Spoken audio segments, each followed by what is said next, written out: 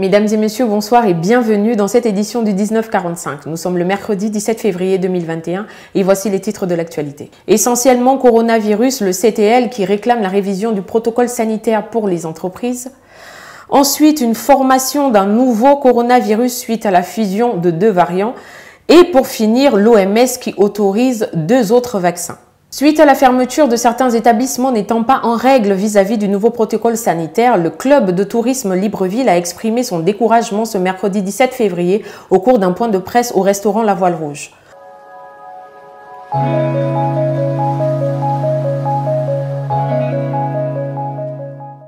Suite à la fermeture de certains établissements n'étant pas en règle vis-à-vis du nouveau protocole sanitaire, le club de tourisme Libreville a exprimé son découragement ce mercredi 17 février au cours d'un point de presse au restaurant La Voile Rouge.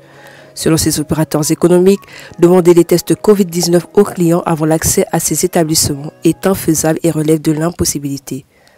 Précisons que le but pour eux n'est pas de remettre en cause les mesures mises en place par le gouvernement.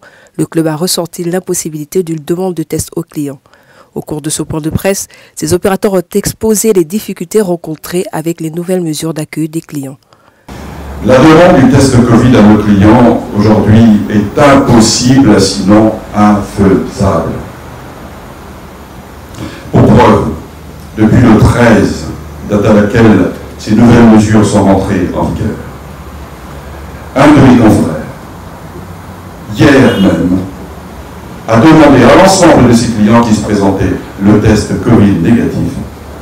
Eh bien, personne ne l'a fait. Et à la fin de la journée, il a tout simplement enregistré 0 francs dans la caisse. Pour ces opérateurs, les clients viennent au restaurant pour se détendre, surtout au vu de la situation actuelle. Pour cela, ils proposent une réouverture des établissements dans le respect des mesures de distanciation, de port du masque, la mise à disposition du gel hydroalcoolique et la prise de température. Ainsi, ils n'ont pas manqué de demander une aide de la part du gouvernement concernant les nouvelles mesures. C'est pour cette raison que les opérateurs touristiques demandent aujourd'hui que le gouvernement porte une attention particulière aux retombées de la crise qui mine notre secteur à travers la perte d'emploi pour de nombreux pères et mères de familles gabonaises. Le club de tourisme Libreville est une association qui regroupe environ 70 opérateurs économiques de l'hôtellerie, la restauration, les bars, des agences de voyage et de tourisme, des compagnies aériennes, des établissements de nuit et de l'événementiel.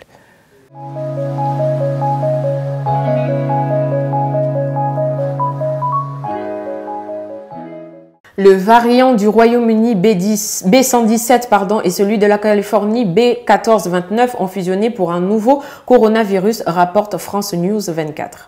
Le variant britannique qui aurait une dangerosité 7 fois plus élevée que la cellule souche mère du virus vient de fusionner avec le variant californien dont le degré de dangerosité est inconnu à ce jour. Cette fusion a donc donné naissance à une nouvelle forme de coronavirus. Pour l'instant, les conséquences n'étant pas connues, elles restent tout de même inquiétantes. Face à la flambée de l'épidémie à coronavirus, l'Organisation mondiale de la santé autorise 2 vaccins supplémentaires contre la Covid-19 pour une utilisation d'urgence.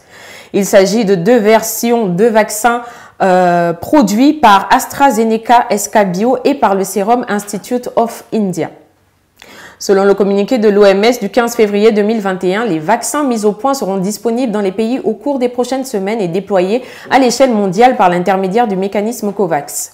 Le protocole OMS d'utilisation d'urgence permet d'évaluer la qualité, l'innocuité et l'efficacité des vaccins contre la Covid-19. Il constitue donc une condition préalable à l'approvisionnement en vaccins par le mécanisme COVAX et permet également aux pays d'accélérer leur propre approbation réglementaire pour l'importation et l'administration des vaccins contre la Covid-19. Les pays qui n'ont pas accès aux vaccins à ce jour pourront enfin commencer à vacciner leurs soignants et leur population à risque et contribuer ainsi à l'objectif du mécanisme COVAX tendant à une distribution équitable des vaccins. Mais nous devons maintenir la pression pour répondre aux besoins des populations prioritaires partout et faciliter l'accès aux vaccins à l'échelle mondiale. Pour ce faire, les capacités de fabrication doivent être renforcées et les laboratoires doivent soumettre précocement leurs vaccins à l'OMS pour qu'elle les examine, a déclaré la sous-directrice générale de l'OMS chargée de l'accès aux médicaments et aux produits de la santé. C'est donc ainsi que s'achève cette édition de la rédaction. Merci de rester fidèle au programme de Média 241. Quant à moi, je vous retrouve demain pour le 13h45. Dieu voulant, même heure, même chaîne.